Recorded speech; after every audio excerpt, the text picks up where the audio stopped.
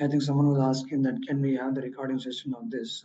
Yes, we do the record of this video, and we will be able to share the recorded video and also PDF later on. But yeah, we also expect you to have some question and answers, and then we can also address them or answer those questions during the session or at the end of the session.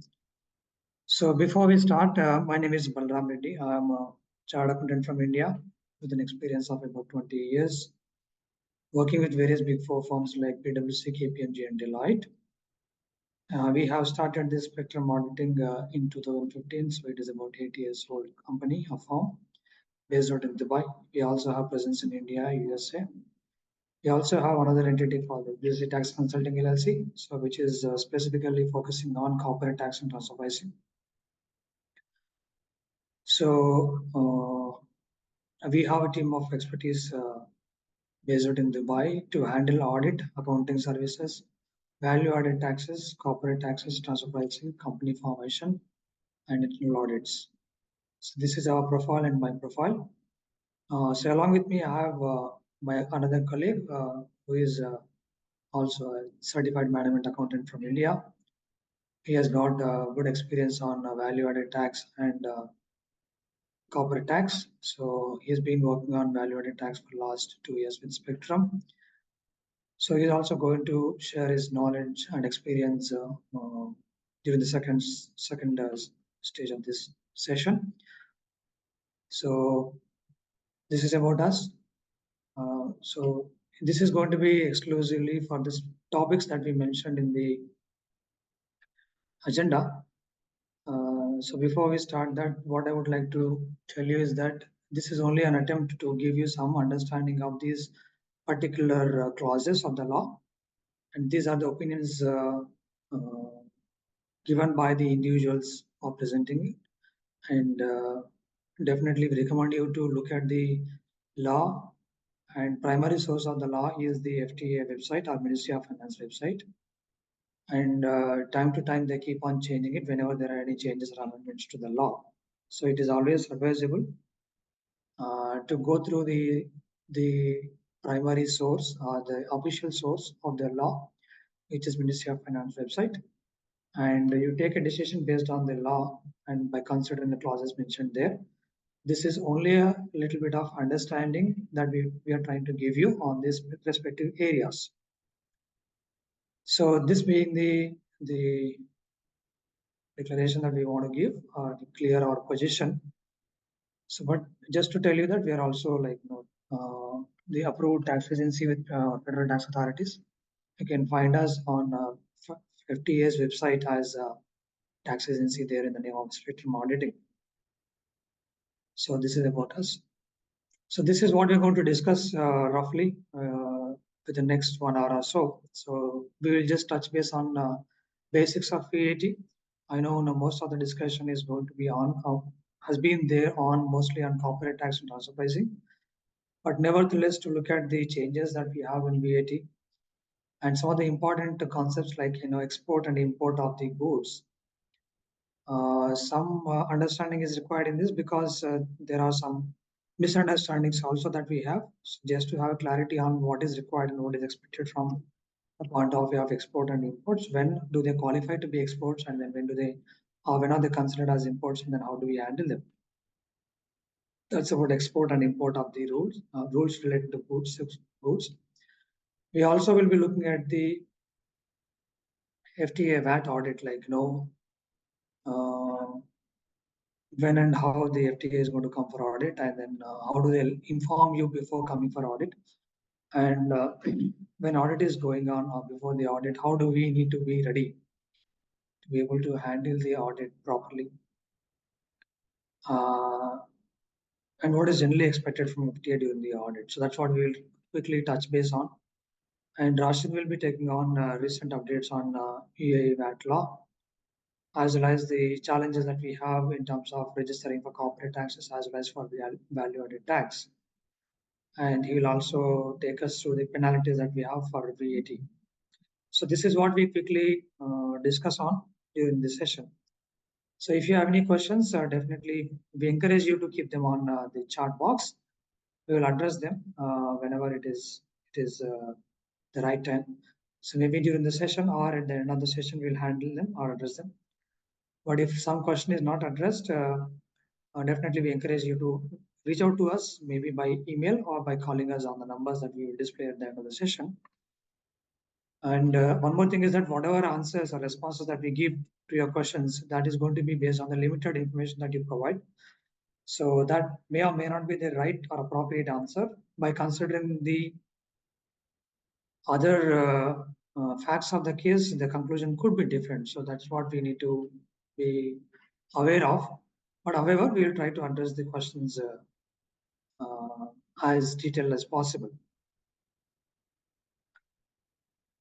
So yeah, let's get into the basics of the VAT law.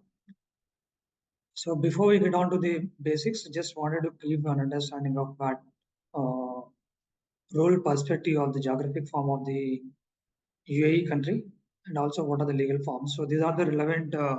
This is relevant information because some of the rules are specifically mentioned based on the entity location and based on the form of the entity. So on the left hand side, you can see geographic form of the country UAE. We have mainland, free zones, and then offshore entities. Offshore entities are in principle not considered as being the entities in UAE, but however, based on the business that they conduct, so they may become taxable supplies or taxable persons in UAE. But of course, yeah, mainland and free zones, definitely those entities or those companies are subject to the value added tax, and they are expected to comply with the rules.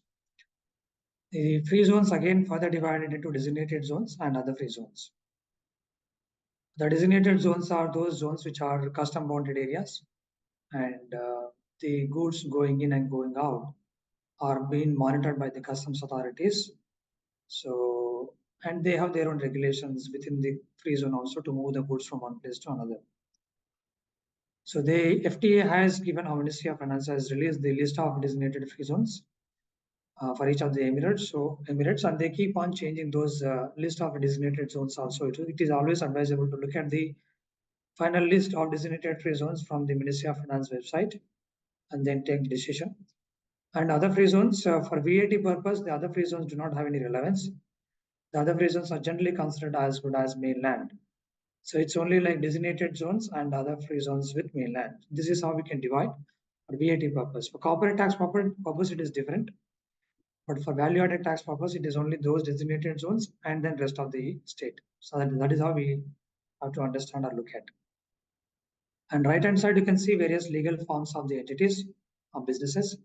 The ones which are highlighted in blue boxes, they are a set of a category of licenses like sole establishments or sole proprietorship, civil company, and so on. Though they are not licensed separately, but for VAT purpose, they are not considered as separate entities. They are clubbed together with the owner of the entity and together considered as one taxable person. So generally, if you see the registration happens in the name of the individual and this sole establishment or civil company and so on will be considered as part of that individual or the natural person. And then the supplies made or the expenses incurred for those sole establishments or other firms together with the business generated or transaction done by the individual will be considered as one and same. So you will file one value added tax return, including all the sole establishments owned by this individual along with individual own transactions, and together will be submitted as one tax return, a VAT return. So this is how it will be dealt, which means the entity is not different from the owner. They both together will be considered as one, and only one value-added tax return will be submitted. On the other hand, on right-hand side, you can see the entities highlighted in the red boxes. So they are limited liability company, public shareholding companies, and so on. These entities are considered as independent and they are not clubbed with the owners. Owners are different from these entities, and entities themselves will be considered as independent parties, and they'll be registered on their own as taxable persons, and the returns will be filed accordingly. So if at all, if the owners or the shareholders have any other business which is not performed in these companies, then this business conducted by the individuals will be separately considered and as a business of the shareholder in individual capacity. So this will not be clubbed with the business of the entities. So that's the difference that we need to understand. So just to understand more basics of the VAT law, the two things that are relevant for deciding any transaction and when it is going to be subject to tax is one is the date of supply, other one is place of supply. They are the two important concepts that we need to understand to see whether any particular transaction is subject to tax and when it is subject to tax. So these are the two things that we need to understand. So here date of supply is, as I mentioned, date of the supply is the date when the date triggers the tax liability. So that is what is the relevance of this. Then how do we identify the date? How do we determine the date of supply? There are three dates that we need to consider or look at. Date when the goods are delivered or assembly of this goods are being done or performance of the service is being done. And the second date is date of the tax invoice, with what date you raise the tax invoice, that's another date. And date of the payment, whether it is in part or full. So you need to look at these three dates: date of the supply of the goods or performance of the services, date of the tax invoice, and date of the payment you receive. So whichever date happens first out of these three, so that first date will be considered as date of supply. That is when your tax liability arises. So irrespective whether other two things are happening simultaneously or not, but one date which is happening or taking place as first one will become your date of supply. That is when you are expected to comply with this or liability arises with respect to that. So this is about the basic rules of the date of supply. In the case where your periodic payments are happening, a consecutive supply is happening without having any particular date. For example, if you are providing services on regular basis over a period, so then the rules are a little different. Then in that case, you have to look at the date of issuance of the tax invoice, date the payment is due as shown on tax invoice, and the date of receipt of the payment. So the second one is what is different from the earlier ones. So whichever dates happens or takes place first will become your date of supply in this. As I mentioned, continuous supply. Generally, you need to look at it like, if you are providing accounting services on regular basis. So the general thing is that on monthly basis, you are expected to raise tax invoice. But however, if you receive the monthly amount in advance, then whenever you receive that advance amount, that becomes your tax date of supply, or the date when you raise tax invoice. So either of this becomes your date of supply, of course, whichever happens first. One more important thing to look at here is that, as I mentioned, the date when you deliver the goods, the date when you raise tax invoice, the date when you get the payment from this customer, whichever happens first, becomes your date of supply. But what happens if the first one is either date when the goods are delivered or the date when you receive the payment? If one of these two are happening first or taking place first, then what do you do with the tax invoice? So in which case you are expected to raise the tax invoice within 14 days from the date of supply. You delivered the goods, but you have not raised tax invoice, or you received the payment first and you have not raised tax invoice. So ideally, you are expected to raise tax invoice within 14 days from the date of that supply. That is one important thing that we need to look at carefully. The second important concept is the place of supply. As I mentioned, place of supply is also another important one to consider. What is the taxable supply, whether it is subject to tax in UAE or not. So the place of supply, if the place of supply is going to be in UAE, then generally VAT is applicable on them. If the place of supply is outside UAE for any particular transaction, so most probably the UAE VAT is not applicable to them. So that is the importance of determining what is the place of supply. If you have any supply for which the place of supply is outside UAE, as I mentioned, so in that case, the UAE VAT may not be applicable to them. There could be some exceptions, but generally this is what is the rule. So what is the place of supply in the case of goods? The basic rule is that wherever the goods are located at the time of supply, so that becomes your place of supply. That determines your place of supply. So if the goods are physically lying in the mainland in UAE, then UAE becomes your place of supply. The goods are physically located in designated zone when the date of supply is happening.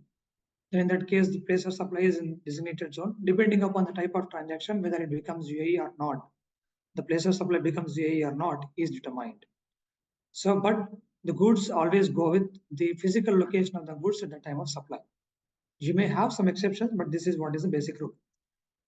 And export of goods or supply goods, the goods are physically moving out from UAE.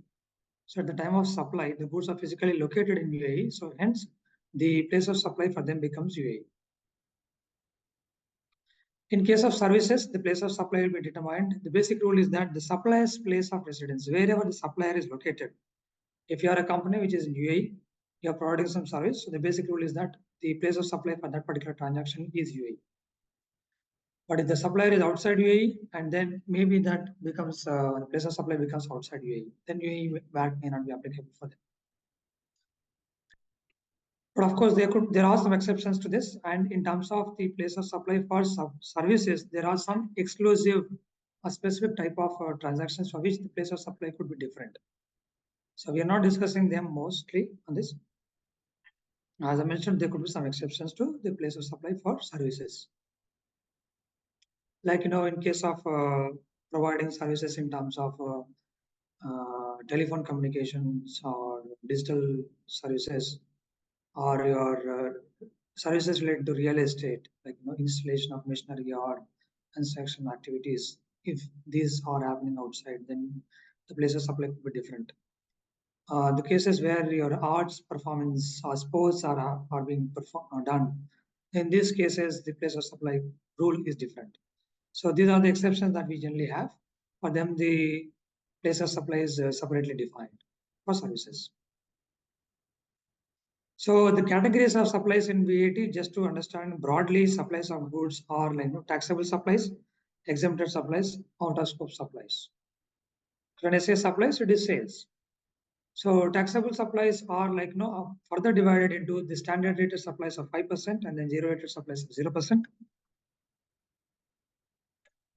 So broadly, you can say that you have standard rated supplies with 5%, zero rated supplies with 0%, exempted supplies, and then out of scope supplies. This is how we can understand or classify the supplies. So the relevance of this classification is that depending upon that, of course, the tax amount that you levy on your transaction or supply is going to be different. And at the same time, the input tax credit that you take with respect to the VAT paid on your purchases and expenses in connection to those supplies is also going to be different. So just before, so in the case of standard rated supplies, which are now 5% rated supplies, so all these supplies, they are subject to tax at 5%. So your sales value plus 5% VAT will be levied on that. So irrespective of the location of the customer. Or the supplies which are falling into zero rated supplies, this is also considered as taxable supplies, but the tax that you levy on that is at 0%. So in effect, you're not charging any VAT on them, levying any VAT on them, but they still be considered as taxable supplies. So understanding of this particular concept that difference between zero rated supplies and exempted supplies is crucial here, because most of the cases what happens is that if they are conducting any zero rated supplies like export of goods, so most of the companies what they think is that anyways we're not subject to tax on our supplies, so they think that this is not a taxable supply, and they may end up in not registering their companies for VAT purpose. But ideally, or the reality is that though the exports are subject to 0% tax and you're not levying any VAT on them, they are still considered as taxable supplies. And depending upon the volume of your business, you are expected to register and comply with the VAT requirements. And in the case of exempted supplies, here the supplies are exempted from VAT, and the tax levied on that is not expected to be there. But however, if you are a registered entity for VAT purpose, so your exempted supplies also will be registered or disclosed as part of your VAT returns.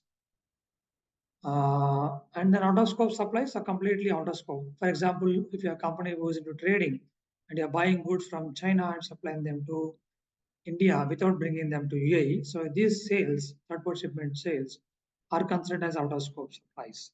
So in this case, you will not be levying any tax of that amount, and those sales are out of scope from VAT, and you're not expected to register for VAT purpose, and nothing will come in your VAT returns also, even if you're registered for VAT.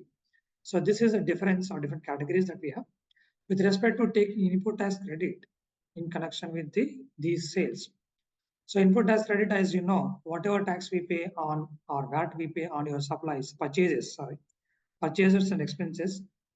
So these VAT amounts that you paid is generally available to take as input tax credit.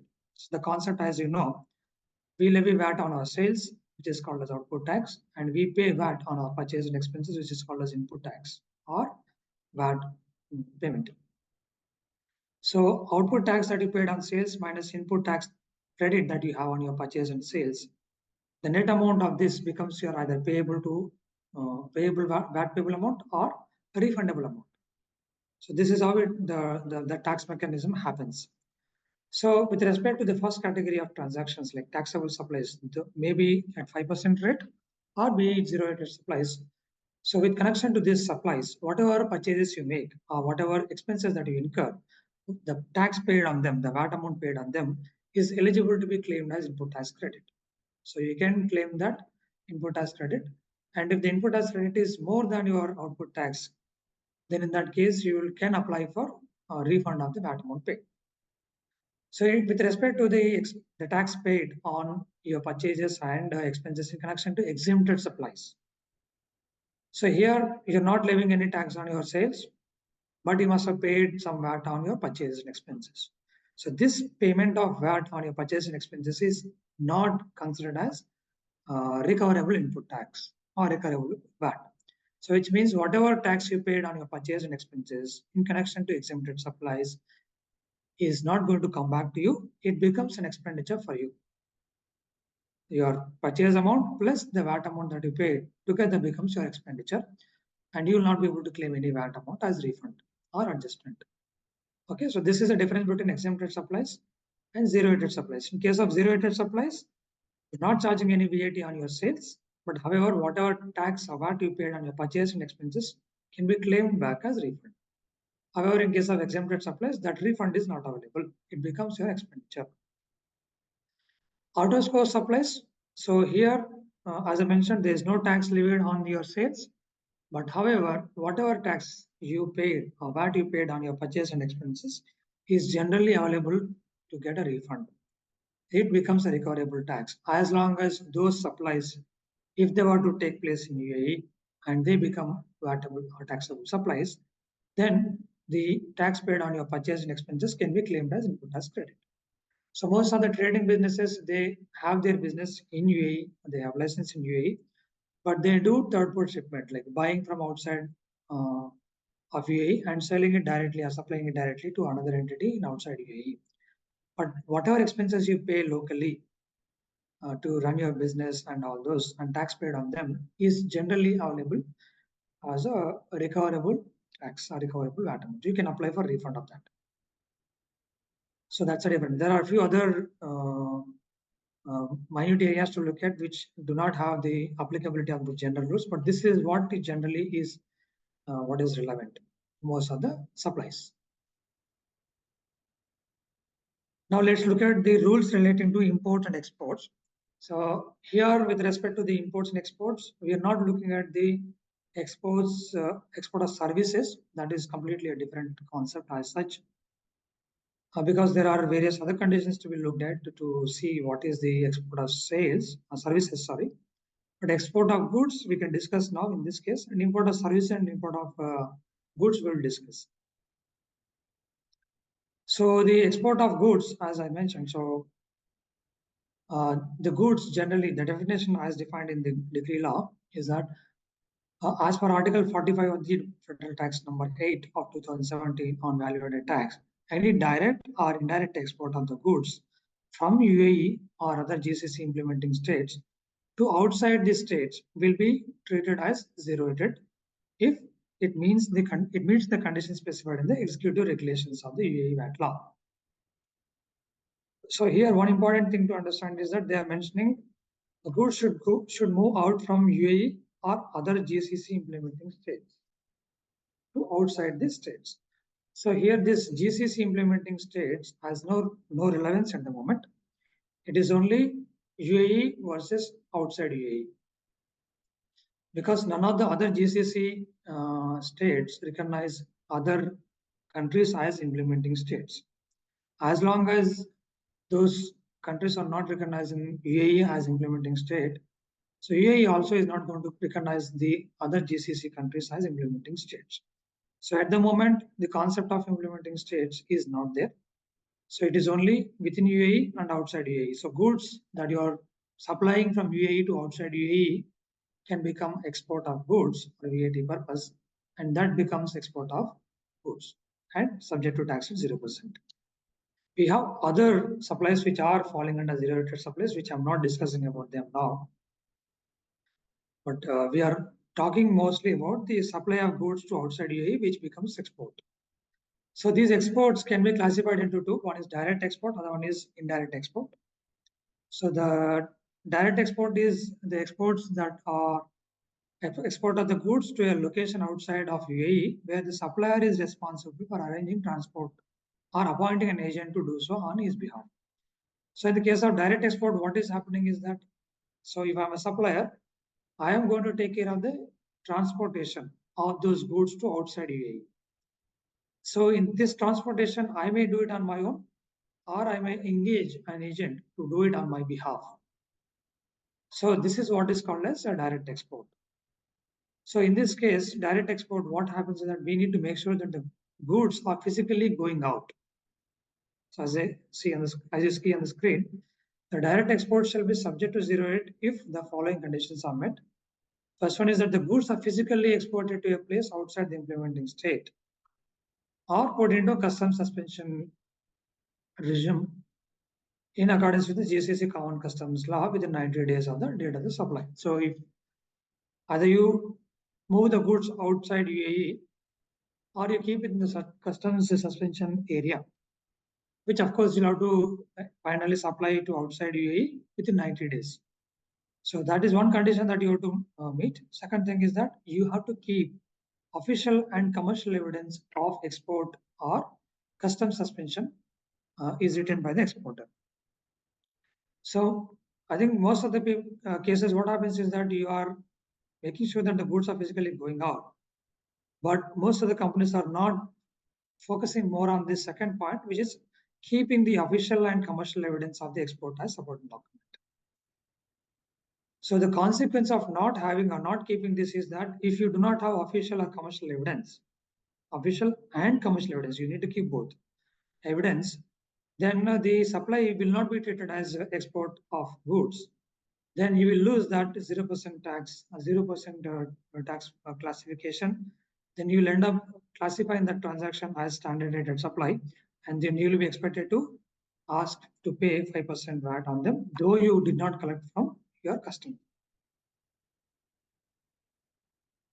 So let me quickly tell you what is official and what is commercial evidence.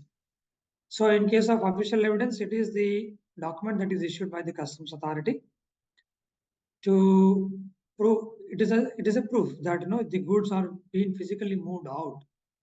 Okay, and the details of those goods are being mentioned in that.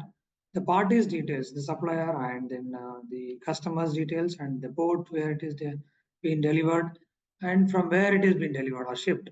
All those details are mentioned. So that is what is your official evidence. And then commercial evidence is either your bill of lading. We'll see that in the following slides. Bill of lading or your transportation bill, airway bill, and so on. So consignment bill. So all these become your commercial evidences. So you have to keep your official evidence, which is issued by the customs authorities. You also need to keep the commercial evidence, which is generally issued by your transporter. So these two together become your supporting document for your exports to treat them as zero rated supplies. So one important thing to note is that movement of goods into designated zone from a place in the state, from mainland to designated zone if you are supplying, or supply of goods to designated zone shall not be considered as export of the goods. You are a mainland company, you are supplying something to a designated zone entity. So this supply does not become export. Okay, that is important thing to look at, which means you are expected to charge 5% tax on your supplies. So what is an indirect export? Indirect exports are the export of goods to a location outside the UAE, where the overseas customer is responsible for arranging collection of the goods from the supplier in UAE, and who exports the goods himself or has appointed an agent to do so on his behalf. So the only difference here we see from your direct export to indirect export is that the responsibility of transportation of the goods is what is different. In the case of direct export, the supplier himself is arranging the transportation. In the case of indirect export, the buyer is arranging, or customer is arranging the transportation. So he's going to take care of it on his own, or he may appoint an agent to do it so on his behalf. So this is what is the difference between your direct export and indirect export. Of course, in the case of indirect export also, you need to make sure that the goods are physically moved out either immediately or within 90 days if you are keeping them in customs suspension area. And another important thing is that the overseas customer obtains these documents, the official and commercial evidences, and keep them with them. Not only that, the supplier also is expected to obtain those documents as a support to make sure that, or to substantiate that your supply is an export. Finally, the goods should move out of UAE, and we should be able to demonstrate that these goods are moved out physically. So in the case of direct export, anyways, the documentation is with you, just so you can show them. But in the case of indirect export, you as a supplier do not have those documents. So you are expected to obtain those documents and then keep the copies of them with you to show that these goods are physically moved out. So this is another important thing to look at and make sure that you have the documents in place. And of course, so these goods are not used or altered and at the time of transportation or after the transportation when they are in UAE. So this is one important thing that we need to look at. So the goods do not leave, so generally the goods should not leave the state in the possession of a passenger or crew member of an aircraft or ship. So goods should be shipped, not transported. It should not be carried as a possession of a passenger. So you are buying some small material and then taking it with you while traveling. So this is not something that is expected. So the goods should be moved through shipment or through cargo or whatever it is, but should not be taken through you. So we should have sufficient documentation to demonstrate that the goods are moved out. So as I mentioned, this is what is the official evidence and commercial evidence. The official evidence means export documents issued by the local Emirate Customs Department in respect of goods leaving the state. This includes commercial invoice, customs documents, and exit certificate. Commercial invoice, of course, is issued by the supplier, and customs document and exit certificate. So both should be kept. These two should be kept along with your commercial invoice or tax invoice. And commercial evidence, as I mentioned, commercial evidence should include any of these following. Depending upon the mode of transportation, your document can be there. If you are shipping them by air cargo, then airway will be there. If you are shipping them through ship or cargo, then bill of lading is what is expected. And if that is a consignment transaction, then consignment note is what is expected. Certificate of shipment if it is done through other modes of transportation. If you are supplying them through road, then the transporter bill is what is in evidence of commercial. So if any of the above mentioned documents are missing, then the taxable person is deemed as failed to prove the export and accordingly needs to charge 5% VAT on the supply. As I mentioned, if you do not have either of these documents, then it is no more considered as export and no more be eligible for zero rated supplies. Then by default, you'll have to charge 5% VAT on that and pay that amount or adjust that amount and settle it to the government. So in this case, you may or may not be able to levy tax, but you still are expected to pay this 5% VAT to the government. So this is what should be there as part of your evidences as a proof of export. whether it is official evidence or commercial evidence, this is what is minimum should be there on the document. The name of the supplier, details of the supplier, consignor, and then details of the goods and then value of the transaction, the export destination to where it is being shipped or supplied, the mode of transportation and route of the export movement. All this should be there on your commercial evidences and official evidences to substantiate or support your transaction. So in the interest of the time, I'm not going through these examples.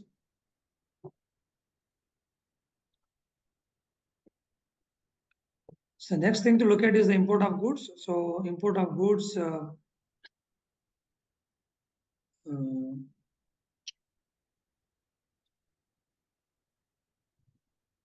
think someone is trying to write. Yeah, so import of the goods is import of goods or services arrive in UAE from a place located outside UAE, then the supply is called as import. Generally, VAT will be due on import of goods and services, and the registrant has to account VAT under reverse charge mechanism. We'll look at all these in detail.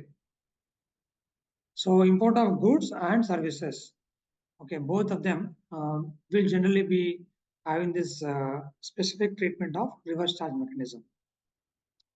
Import of goods by a non-registered person, generally if you're not a registered person for VAT, so at the time of importation, the tax amount or VAT amount is expected to pay, and then they take the clearance of the goods. So this VAT payment can be done either by the person who is importing directly, or it can be paid by an agent if the import is being done by the agent. So then in this case, the VAT amount paid becomes your expenditure. So if the goods are imported through a logistics or courier company, so you're not a registered person, but you're importing through a logistics person, then logistic person will pay the VAT amount on your behalf, and he will not take input as credit under RCM. He will only pay it on your behalf and then charge it to you. At the time, he is expected to give you a statement.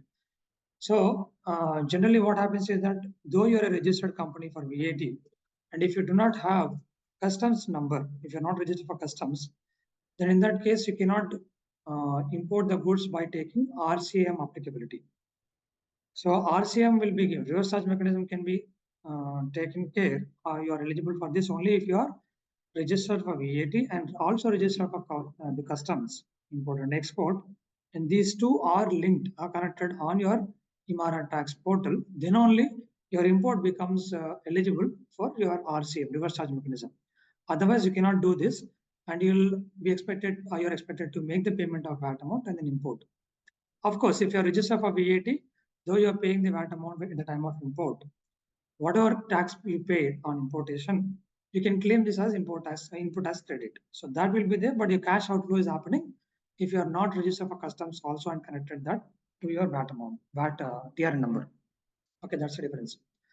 But however, you are a registered person for VAT and you also have customs import exportation code, and these two numbers are connected on Imara tax portal. So in that case, whatever import you made, so on that import of goods, the VAT will be levied, but you are not expected to make the payment. You can route it through your Imara tax account. So it automatically comes into your VAT return as VAT output tax payable amount. Then against that amount, you will take an input tax credit in the same VAT returns when you are eligible to claim input tax credit on that. So what is happening here is that though you are a purchaser, but since your supplier is outside UAE and he cannot comply with VAT rules in UAE, so on behalf of the supplier, you are taking care of this output tax compliances. So you become supplier for VAT purpose and you also become purchaser. That is what is the concept of reverse charge mechanism. So on one hand, you are showing this as output tax, and then on the other hand, you're taking input tax credit on the same amount with the same return that you file. So one payable and one recoverable. These two together becomes zero or nullified. So in which case you're not ending up in paying tax amount, but at the same time the transaction is coming in VAT net and the compliance has been taken care of. The same rules will be applicable for services also. In this case of goods, the goods importation, the output tax automatically comes in your VAT return under box number 6. But in the case of services, you are expected to show that as output tax under box number 3. and then take the input as credit amount in the same return as you do for the case of goods. When you take the input as return, those imports, import of goods or services, the output tax payable amount comes as default, but input as credit, you can only claim that and show that as input as credit only if you are eligible to do so. The goods are imported in the name of company, but those imported goods are used for the personal purpose of as the owner or employees, then in that case, you are not eligible to claim that input as credit. But however, the VAT payable amount is there. You have to make the payment of VAT amount and without having eligibility for input as credit. Okay, so that means the payable amount comes by default, but input as credit is not by default that you're getting it. You have to see whether you're eligible to take input as credit or not. Then only you claim input as credit on the imports. And this is what we discussed already. One important thing to look at is that the goods will not be treated as imported into UAE if they are imported from outside of UAE to UAE designated zones. This is important thing to look at. So just wanted to give, because we have designated zones and then mainland, there's a lot of confusion on that. With respect to services, there is no difference whether the service transaction is happening in designated zones or mainland, the rules are same. The designated zones will also be considered as if they are mainland entity for mainland entities for VAT purposes with respect to services. The difference will be there only in case of goods. If you are buying goods or selling goods within designated zone, so one designated zone entity is selling goods to another designated zone, then generally it is out of scope when the buyer is not going to consume those goods in their companies, but is going to supply them further directly or indirectly. So then the transaction becomes outside this.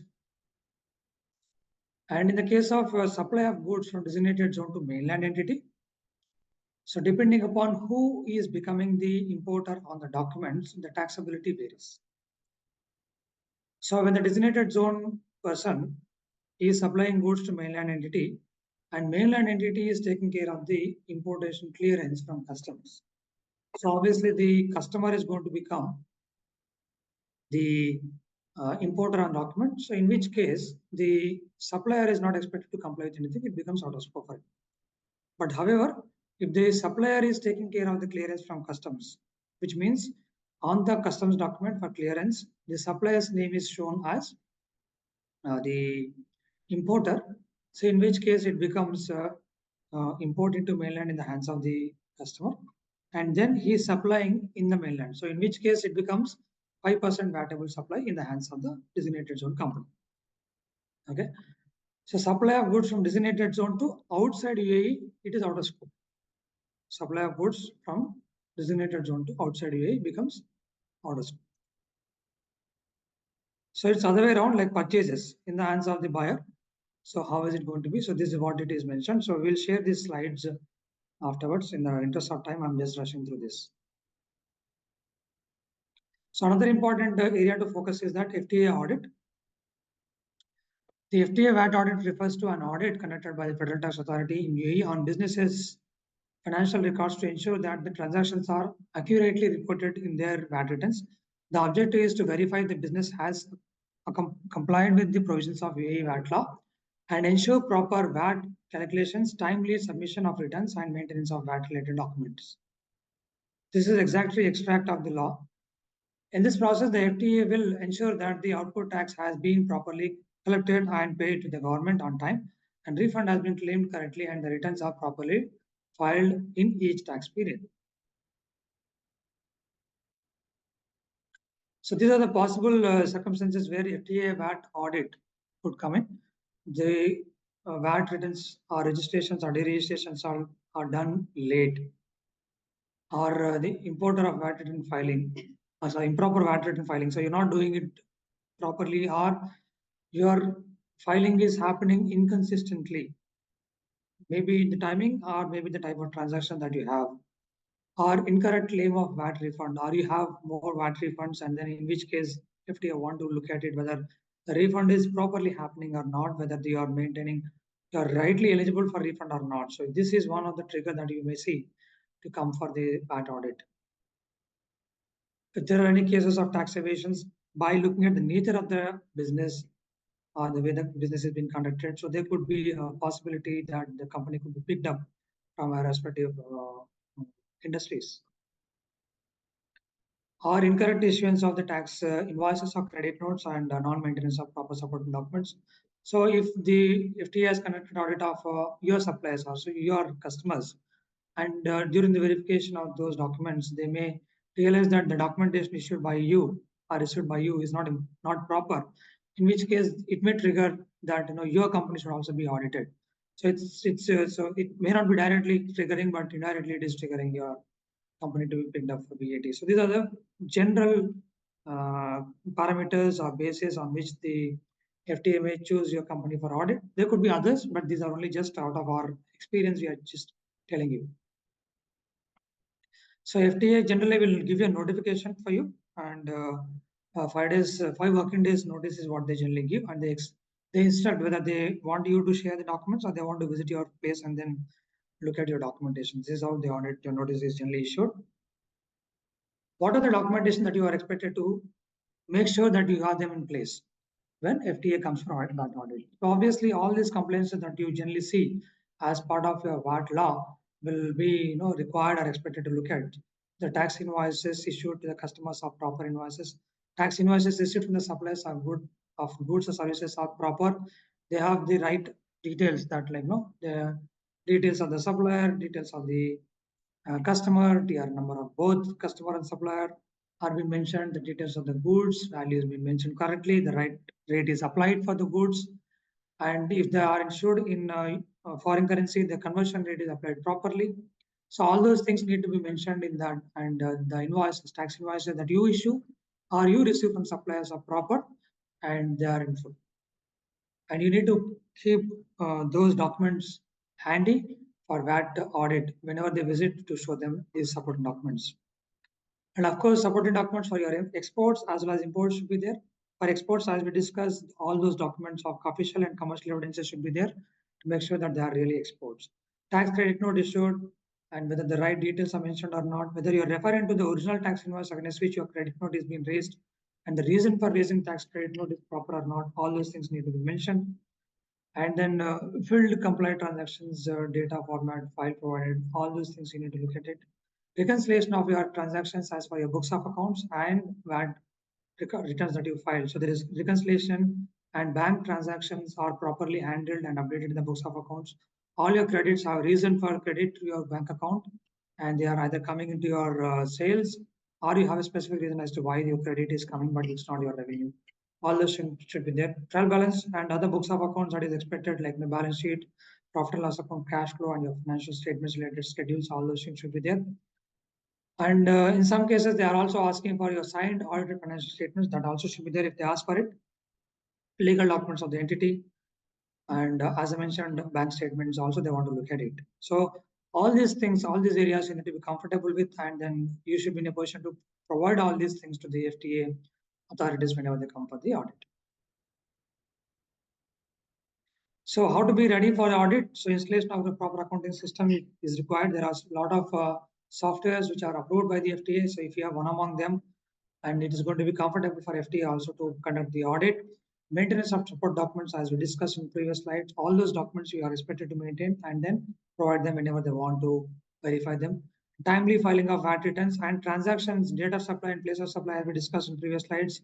You're complying with them and you are including them in the right quarters and not delaying the transactions to comply with the rules. A system of internal controls, you need to have who is reviewing, who is approving, how are you handling, making sure that the VAT rules have been complied with. If you are able to demonstrate that, definitely FTA will be more comfortable with your documentation. So this is what I wanted to discuss as part of the VAT audit. So we definitely will look at the question and answers that we have. But now I hand it over to Rashid to take it over to discuss about the other concepts. Yeah, over to you, Rashid. Hi, good afternoon all. So I'm Rashid. I have been working with Spectrum since last 2 years. So here I would like to give you a few insights on recent updates in VAT. So let's get into the topic. So first thing is when you submit your deregistration application, and when you are required to submit your final return, we should be very careful with the information which we are going to show in our final VAT return. So there could be many cases for deregistration. So one case could be like if your company stops making taxable supplies, or company is in the process of liquidation or liquidated, or if your taxable turnover or expenses of past 12 months is falling below the threshold limit of 187,500, then you are liable to apply for VAT deregistration mandatorily within 20 business days from the occurrence of that particular event. So once you submit your deregistration application, so FTA will review your application. Then you will be asked to submit your final VAT return. So in this stage, we should be very careful with the information which we are going to provide. So in most of the cases, companies don't have sales to show in their final VAT return, but they'll be having expenses. So here we should be very careful when you don't have sales to report in your final VAT return. So here the intention is you are not allowed to take input tax when if you don't have sales. So most of the people are not aware of this, and they are submitting their final VAT return by claiming the inputs and without showing the VAT return, sales. So in this case, for example, let's say you have expenses, taxable expenses of 100,000 dirhams, but you don't have sales to report in your final VAT return. So better not to claim your expenses in your final return. So you are required to go for nil filing of the VAT return. That means you should put zeros in your in the VAT return fields and submit the VAT return. You should not take inputs if you don't have any sales. So if you uh, claim the input tax in your final VAT return without showing sales, then FTA will ask you to submit the voluntary disclosure to rectify the final VAT return. So if you are uh, filing the voluntary disclosure, then you will be ending up with paying the penalties for filing the voluntary disclosure. So this is one case. And next thing is this VAT amendment. So here, most of you guys might have noticed when we try to log into our Imaratex portal, you can see there is a communication from FTA side. FTA will be asking you to like the FTA is informing you that your trade license is expired, or passport, Emirates ID copies, Emirates ID details of the particular shareholder is expired. What is this? Actually, this is a form of VAT amendment. So, VAT amendment means updation of our KYC details. We can say KYC details. KYC documents will include your trade license, passport copies of the shareholders, then Emirates ID copies of the shareholders, these kind of details. So whenever this there is a change in your KYC details, then you are required to update those details in your VAT portal. So there could be many cases. Uh, so we'll discuss those. So one case could be if you renew your trade license. So then you are liable to apply for VAT amendment within 20 business days from the date you renewed your trade license. So like that, in the case of Emirates ID or passport of the shareholders or partners, even for the authorized signatory persons. And if your company is converted, if your company's legal status is changed, for example, earlier your company was company has got the status of sole establishment, and after some time company has converted into an LLC. So in this case, you are required to amend your VAT account. So this is a separate case, unlike general VAT amendment. So in this case, you are required to deregister your existing VAT account. For example, currently you have the status of sole establishment and you converted to LLC. So you have to deregister your existing VAT account. Then you have to reapply. You have to make a fresh VAT registration application with the details of your new entity. So this is a form of VAT amendment. Then next one is uh, if your company's name is changed, then you are required to make those changes in your VAT portal. Then when there is a change in your address, office address, or when there is a change in the business activities, if you add more business activities on your trade license, then you are required to update your VAT account. Then, if there is a change in the shareholding structure or shareholding pattern of the entity, and when there is a change in the authorized signatory persons, so, under these circumstances, you should update your VAT portal within 20 business days from the occurrence of that particular event.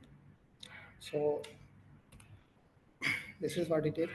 So, next, I would like to discuss a recent update in VAT, which has happened in somewhere in the October 2023. So this treatment is applicable for suppliers who are dealing with the electronic devices.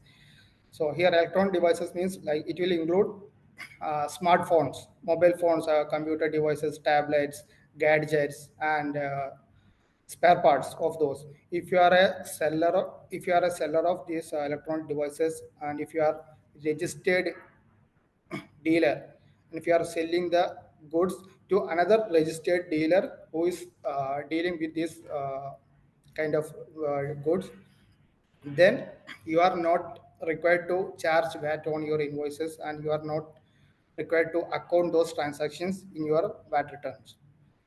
But on the other side, this recipient, that means who is receiving goods from you, and if he has the intention to make the further supplies, then he is required to account this transaction in his VAT return under reverse charge mechanism. That means he has to account the transaction in box 3 of his the VAT return. Then accordingly, he can claim the same amount in box 10. That means this transaction would come under RCM. So register this recipient has to account the VAT under in his VAT return. So there are some conditions also. So the VAT treatment and reporting by supplier and recipient shall be as follows. The supplier shall not account VAT on the supplies to the recipient, and he shall not report any due tax in his VAT return. The recipient of the electronic devices shall be the one who should account due tax on the transactions, and he will be responsible for all tax obligations resulting from such supply. So there are some conditions here. So we will discuss that. The above this treatment, this particular treatment will be applicable if the following conditions are met. So where a supplier who is registered in VAT in UAE provides electronic devices to a recipient should be registered with VAT. And if the recipient had the intention to resell these electronic devices or use them to produce or manufacture another electronic device, some other electronic devices. So here the condition is both supplier and recipient should be VAT registered, and both should be dealing with the sale of trading of electronic devices, and the recipient should have the intention to resell the goods, or he has to use them to produce another electronic device. These conditions should be met. Then the both supplier and okay, this we discussed. Both supplier recipient should be must be VAT registered persons, and the supplier should retain the written declaration from the recipient confirming these first two conditions. Then supplier should not account that, and but recipient has the responsibility of showing those transactions in their VAT VAT return under reverse charge.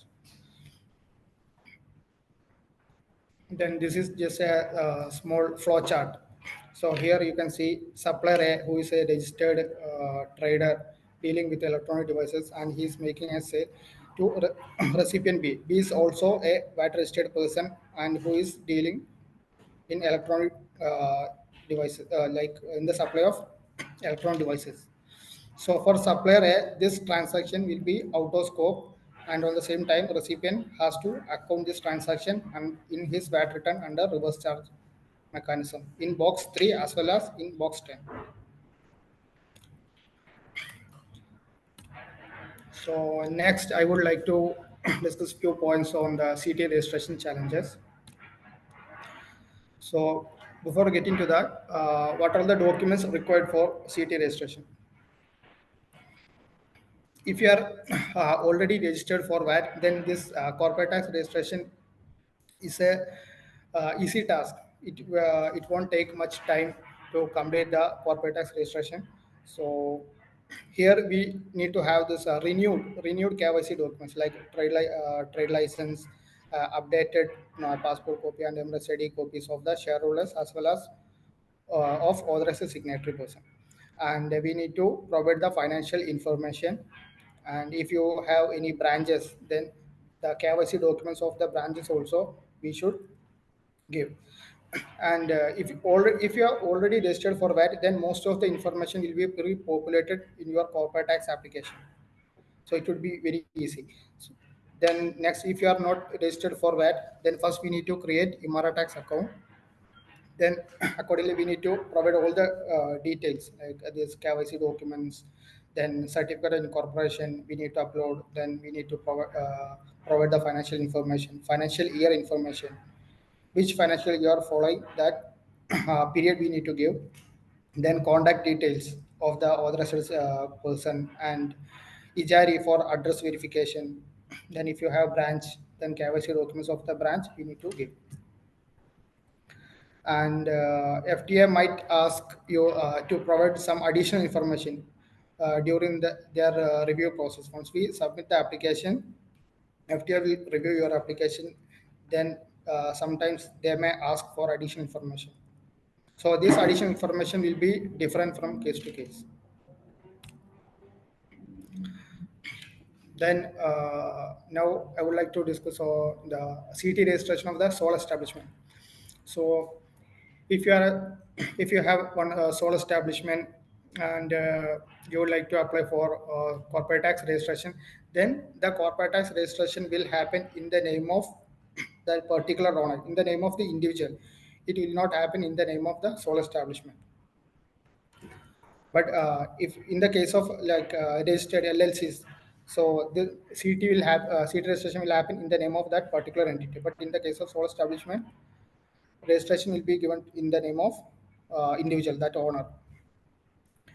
So then the another required document will be a declaration letter. This is not a mandatory thing, but FTA will ask you during their may ask you during their review process. So a declaration letter will be required, stating that your turnover for the Gregorian year, that means 12 calendar months, exceeds the threshold of 1 million dirhams from all the business activities of your from all your business activities. But this income from business activity does not include income from salary, wages, and if you have any investment income on your own, on individual capacity from real estate. So these kind of things will not include when we calculate the threshold limit of 1 million. The next thing is, if the applicant has, if you have more than one sole establishment, then the turnover will be counted by clubbing together the turnover of the individual sole establishments. So if the applicant has more than one sole establishment, then the turnover of the each entity will be clubbed together to calculate the threshold limit for registration, and the registration will be under the name of individual, like I said before. Now we'll discuss about some few challenges with respect to corporate tax registration. So if your shareholder is a legal person or a company which is incorporated outside the UAE, then currently there is no option to select the license issuing authority of that shareholder. So here, for example, if your shareholder is an individual, then we are required to provide the details of the MRS ID and passport, this kind of details. If your shareholder is a company which is registered in UAE, then we are required to provide the trade license and these license details in our VAT portal. But if the shareholder is a company which is registered outside the UAE, then there is no option to select the trade license issue authority of that particular company. Currently, it is not available, so such kind of entities has to wait until further notification from FTA side. So these kind of entities cannot proceed with the CT registration as well as for VAT registration. So they have to wait until the further notification from FTA. Then next challenges is like we just now we discussed about this VAT amendment. So if your FTA portal shows any amendment in the form of a KYC updation to be done, then without making those amendments, you see the corporate tax registration cannot be proceeded. So first you need to do your VAT amendment, then only you will be able to proceed for corporate tax registration. Then next challenge is if the entity's legal type was wrong at the time of VAT registration, then we can proceed with CT registration without rectifying that entity's legal type. So most of the companies, like not most of the companies, in rare cases, we might have selected wrong legal type at the time of our VAT registration. So when we apply for CT registration, if the entity's legal type itself is wrong, then we need to rectify this issue in the form of deregistering our existing VAT account. Then we need to apply for, we need to make fresh application with the details of the new entity. So these are all the challenges with respect to corporate tax registration. Now we'll get into the VAT penalties. Now here we are discussing like common important penalties with respect to VAT. So first one is late VAT registration penalty. So if you are late for VAT registration, then the penalty would be AED 10,000.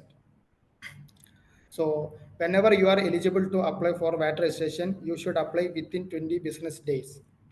Otherwise, you will get a penalty of 10,000 dirhams. Next one is late VAT deregistration penalty. If you are late for submitting your deregistration application, then FTA will impose you 10,000 dirhams for the late application. But this not 10,000 dirhams, 1,000 dirhams per month, and up to a maximum of 10,000. And next one is late VAT return penalty. If you are filing your VAT returns after the due date, then you will get a penalty of 1,000 dirhams for the first time. And if you are again repeating the same mistake within the period of 24 months, then you will get a penalty of 2,000 dirhams. Next one is VAT payment penalty.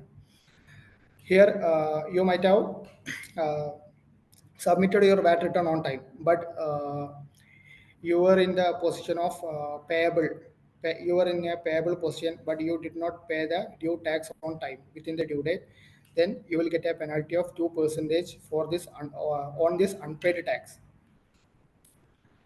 So this 2% will be calculated on the output tax liability. So immediately you will get at 2% of on that output liability. Then monthly thereafter 4% will be calculated if you are late for a period of more than 1 month. So 4% will be there. Then late amendment penalty. Just now we discussed about the amendments. So if you are late for applying for a VAT amendment within time frame, then 5,000 penalty will be there for the first time, and 10,000 penalty will be there in case of repetition. But right now, FTA is not giving penalties for this trade license updation, this KYC documents updation. But in future, sooner they may impose penalties. So better to amend your VAT records as soon as possible in order to avoid the penalty of for this late amendment. The next one is failure of a business to maintain proper books of accounts. So, as we mentioned, as mentioned by Barlam sir, we have to keep our books of accounts ready. We need to keep our VAT records at least 5 years for at least 5 years. So, if you have failed to do so, then you will get a penalty of 10,000 for the first time and 20,000 dirhams in case of repetition if FTA comes for this VAT audit. So next one is penalty with respect to filing of voluntary disclosure. If there is any errors in your VAT return, then you need to file voluntary disclosure to rectify those errors. So in the case of voluntary disclosure, there will be a percentage-based penalty, not a fixed penalty. It will be a percentage-based penalty. So this person-based penalty shall be applied on the difference between the tax that was calculated and that would have been calculated pursuant to the following. For example, for a particular quarter, you have claimed, for example, 1,000 dirhams, but no, for example, you have claimed 2,000 dirhams, but actually you were supposed to report only 1,000 dirhams as your input tax, but you claimed an extra of 1,000 dirhams. Then, when you find out this mistake, you have to apply for voluntary disclosure to rectify that particular VAT return. So the penalty will be 5% on the difference of this tax. Here in this case, you claimed extra 1,000 dirhams. So 5% will be applied on this 1,000 dirhams if you submit your voluntary disclosure within 1 year from the due date of the submission of particular VAT return. Then 10% will be applied if you submit your voluntary disclosure within 2 years. Then 20% will be applied if you submit your voluntary disclosure within 3 years. Then 30% will be applied within if you submit the VD within 4 years. Then 40% will be applied after you when you file your VD after 4 years. So these are all the penalties with respect to voluntary disclosure. Then last one is failure of taxable person to issue a tax invoice or an alternative document and tax credit note when you make any taxable supplies or sales return. That means you are expected to provide tax invoices whenever you make a tax sales. So if you fail to do so, then the penalty will be 2,500 for each missing tax invoice or alternative document. So these are the penalties which are generally we need to look at it. So now next let's get into question and answers. So if you have any questions or concerns, Thank you, Rashid. I think it was a useful one. I see some questions are already there in the chat window. Yes, as Rashid or in the chat window we mentioned, we will share the recording of this video as well as presentation when you leave your email ID with us. So, but before that, I just wanted to share our contact details so that you know whom to approach. So these are our contact details. Yeah, so you see this screen where you see the contact details of our company as well as the email ID. If you have any questions, you want us to reach out for any other services, like I mentioned, we provide audit services, accounting services, value-added taxes, economic substance regulation, anti-money laundering law, corporate taxes and transfer pricing services, as well as company formation and PRO services. So these are the various services that we do provide to the companies. You can reach out to us anytime if you want any of these services. So these are the contact details to reach out to us. And when we look at the questions that we have, I see that import of goods appearing in box 6 of MRA tax portal, but invoice not yet received. Clarify the treatment, please. Generally, if you have import of goods and then it is already appearing in the VAT portal, you are generally having sufficient amount of time to receive the invoice also. But if you have not received the invoice by the time you submit the return, uh, probably you'll have to wait for that. But why? Because the reason is that when you take input as credit, one of the condition there is that you have the invoice in your hand to support the transaction. That is what is mentioned. But the general practice is that you may go ahead and take the tax credit now, and if you are not able to get the invoice by with next quarter, then definitely you have to correct that by reversing your input tax credit.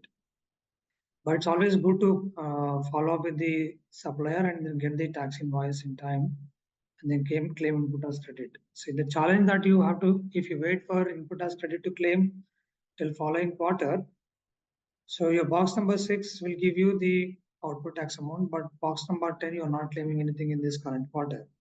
But when you go to next quarter and if you have to claim this input tax credit in the box number 10 without having your box number 6 any amount or higher amount than box number 6 amount, then generally the FTA VAT return does not allow you to proceed further. That's the technical challenge that we have.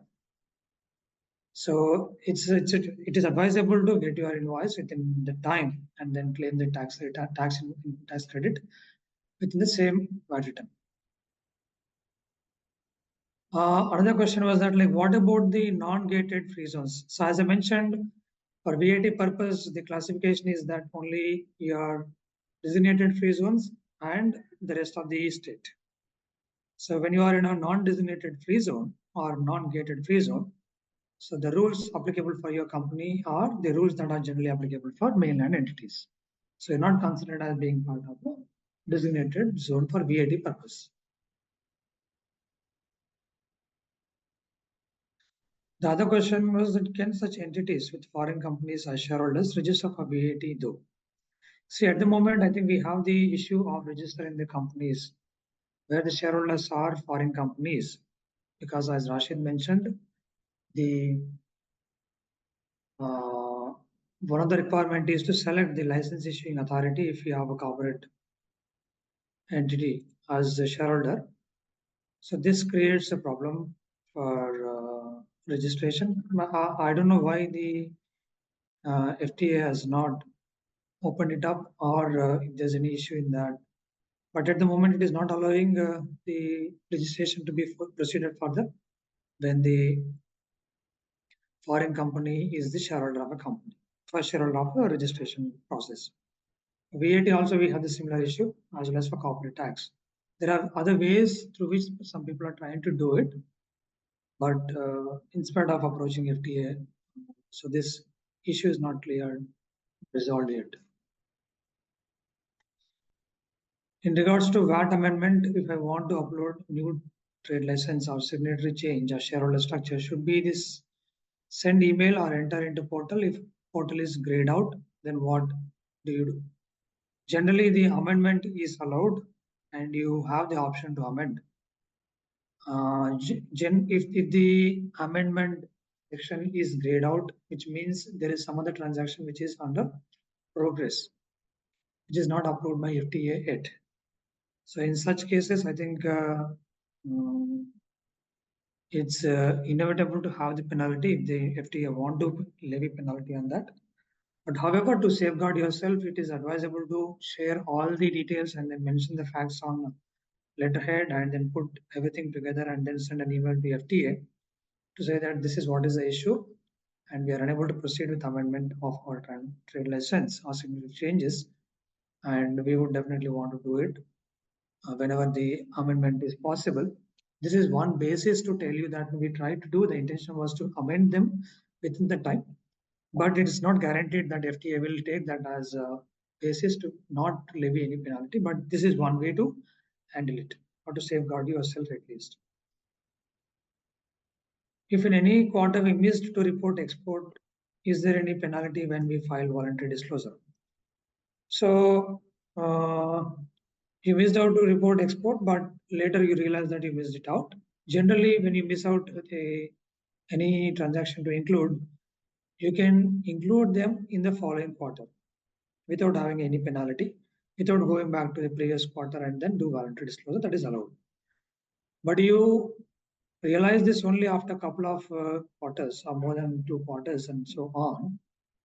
There is also an option that if you, for the omission and error, FTA says that it is okay to include them in the respective quarters in the quarter when you realized or identified that error and then include in that quarter when you realized. But if you missed out to do that also, then you'll go for a voluntary disclosure. Since you're talking about export of goods or services which are subject to tax at 0%, and then you're correcting that exclusion or omission only afterwards. So as Rashid mentioned, you'll have a penalty with respect to the voluntary disclosure, which is 1,000 dirhams or 2,000 dirhams as the case may be for submitting VD. And since there is no VAT payable amount as a consequence of this omission or amendment or correction of this omission, then there is no other penalty applicable. If you have to pay any tax amount and you missed out to pay that, and you realize that later, and then you're going with the voluntary disclosure, that's when you have penalty on VAT amount also, in addition to the voluntary disclosure related penalties. So one more question is that when can you consider late VAT deregistration? When is the date should start before you get the fine or penalty? Rashid, do you want to take this up? Okay. So generally there are certain conditions or events in which you are expected to go for mandatory deregistration. And there are other cases where you can go for voluntary deregistrations. As we know the thresholds given for registration, the same thresholds will be considered for deregistration also. If you have any taxable supplies which are less than 375,000 dirhams within last 12 months, but more than 187,000 dirhams taxable supplies or expenses on which you pay tax, then if you are within this threshold, then you can go for deregistration on voluntary basis.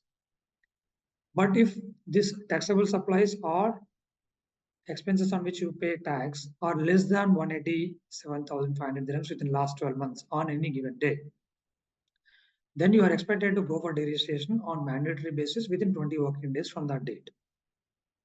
So on the other hand, to say so that the moment you realize that you are falling below 375,000 dirhams taxable supplies or expenses on which you pay VAT, then you also expect or not expect to have sales increasing in near future, then it is advisable to go for deregistrations immediately. And after deregistration, whenever you have supplies which are taxable or expenses on which you paid more than thresholds which we discussed, then you can go for re-registration again. And the other instances are like you stop supplying taxable supplies and your company is liquidated. In these instances also, you are expected to go for deregistration within 20 working days. We'll take up a couple of more questions as we already ran over our time. One more question that we see is that the legal type in the trade license is sole establishment, whereas while registering for VAT, the entity type selected was legal person other. Would we need to deregister from VAT if the entity type is legal person other? What was the correct entity type that needs to be selected while applying for VAT and CT? I think it is an important question, and most of the companies, sole establishments, have this issue. Initially, when we went for registrations, the type of the entity was not correct, but in spite of that, registrations were given. And registration were given in the name of sole establishments instead of giving in the name of the individual or owner. That also happened. But with respect to the second scenario where the registration was given in the name of the sole establishment and not in the name of individual, in that case, either you can go for deregistration and then apply registration on individual basis, or you can continue to do so, continue to retain that registration live without changing anything, because FTA was silent on that part. But with respect to the other type, whenever now you're going for seat registration or whatever, FTA may ask you to deregister and then go for a correct selection of a sole establishment category and register it again. So that could happen for VAT registration as well as CT. Is it right, Rashid? Yeah. If in case we change our legal type and had to deregister and register, will we get a new TRN number? Yes, they issue a new TRN number.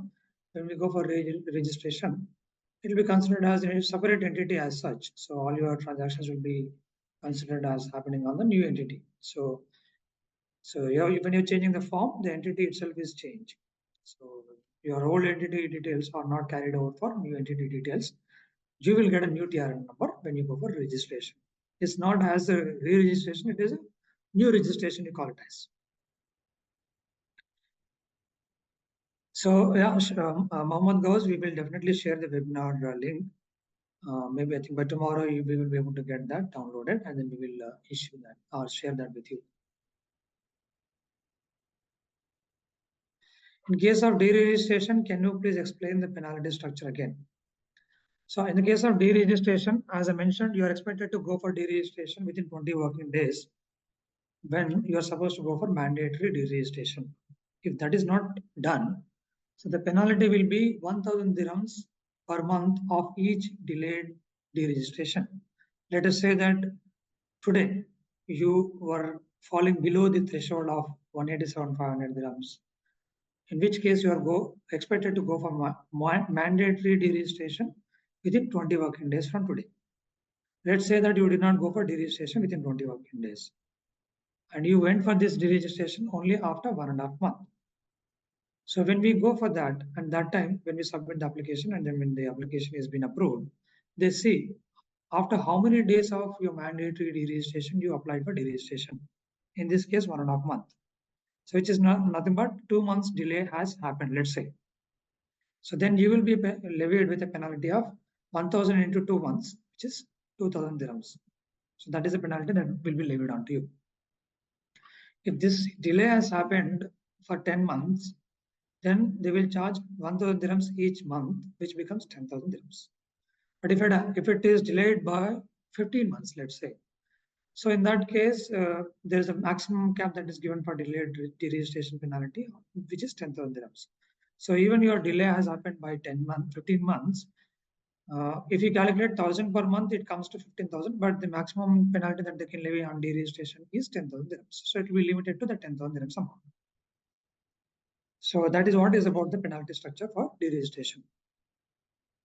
So yeah, I think we addressed all the questions. Once again, we thank you all for joining this session, and we see a lot of people continue to be engaged with this session, which is a good thing. As I mentioned, you can reach out to us for any service or any clarification on the contact details that we mentioned, and we are happy to get back to you. And thank you, Rashid, and thank you all once again. Have a great day ahead. Thank you.